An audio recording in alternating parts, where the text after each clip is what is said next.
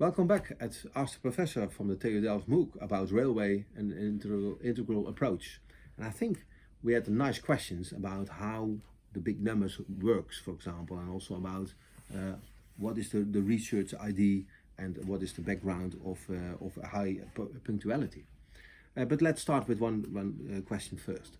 That was about what are the costs and the differential costs when you like to operate trains and how to pay and what will be changing that when we have different train types, for example. Now I can just start in Holland. When you look at the costs per year for the infra manager, it's about 2 billion euros.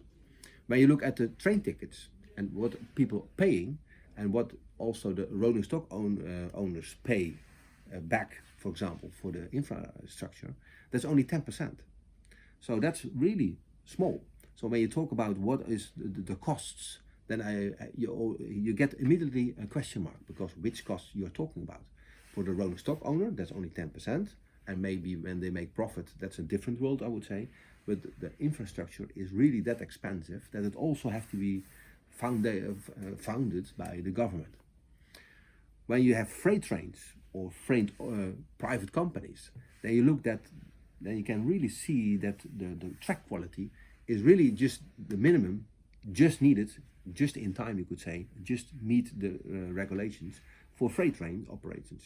And that's just to go from A to B with 80 kilometers an hour. And that's it. So that's also a different area.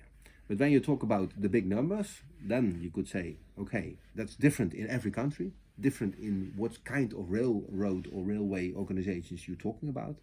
And when you talk about what will be changing in the future is, now in Holland, for example, you only pay per load and per train or per wheel, and that's it. It must be safe and not more than that. But that's not fair, I think, because when you look at when a train is running over the as a rolling stock on the infra construction, then you are more or less degenerate the construction. And I think it's normal that you pay for the degenerating rate, you could say, and then you can maintain it, and then in the end you have no loss of budget. But that's not the case. So I think when you look at the future costs, how it will get differentiation on that, that would be, okay, not only the load, but also, for example, do you have disc brakes or wheel brakes, or do you have different profiles, or do you have perfectly round wheels, for example. That will also help and also differentiate the cost. Maybe you don't have to talk about cost, but maybe you get some bonus, for example. You pay the minimum or just the amount, the fee you have to pay per kilometer. But when you have extreme good characteristics of your freight train or your wagons, that you get a bonus when you're doing fine. For example, less noise reduction and also less vibrations, or light wagons, or bigger wheels, or whatever, or better quality of the wheels, you get a bonus. And I think that would be the future of this cost discussion. In summary, it's a huge difference per country, and it's not easy just to talk about amounts and numbers. I think that's the best message I can give.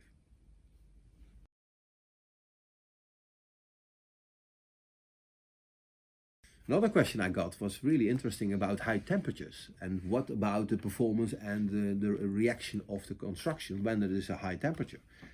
But first of all, the question is not if it is high temperature, because it could be also a lower temperature, but when the temperature is not constant or not uniform. That's the question. Because when it is a delta in between, for example, day and night, or in the desert, then you have high temperature on daytime and very low in the evening or in the night, then you have a high delta temperature, and then you get the problems, like the expansion joints and other things. Then you could say, okay, how can we solve that? Is there one big magic answer technically how to perform in a better way? There are many ways, and that's the message. You can do a lot of things.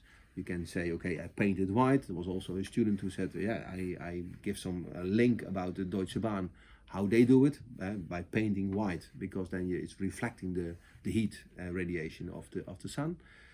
It helps, but that's not a solution, of course. It's only helping Mother Nature to get no problems in this high temperature zone during a few hours a day. You can also use water and coolants or whatever. But the best way when you talk about the technical solution is that you, before the summertime, you check exactly how the neutral temperature is, and is it right, and is there enough expansion in the expansion joints before this typical date. And that's the question, because when you have a good construction and is performed well and well adjusted, there's no problem when you have just normal high temperatures.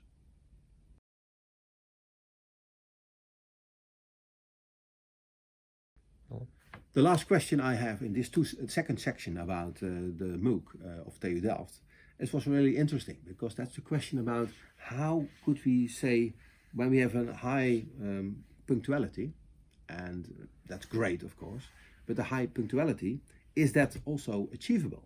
I think that's really the question, because when you look at the railways in Asia, they have a high punctuality like Japan and China, etc. But then you also have to look at the cost, because that's the balance, of course. You can say, yes, I have a very robust and high performance, but of course you have to pay the bill.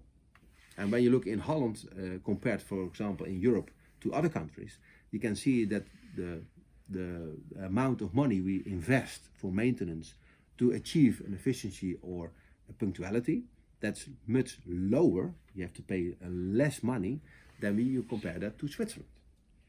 And that's double the price. So then you can make the business case. Are you aware that you are willing to invest more money to get a higher punctuality? And that's the question. That's the balance you have to make. And is it really worthwhile to say, okay, I put more money on maintenance or renewal just to keep my performance high? And every law says the higher your punctuality, the more need for money or budget is to achieve that goal. So be careful to say, okay, I just like to have a few percentage of more punctuality, and then say that would be not so easy to do, because you need a lot of money more to achieve these goals. So make your choice. That's it for this week. I think we can still go on, still going strong, keep on track. And when you have questions, don't worry, I will be back for the next and last round. Good luck.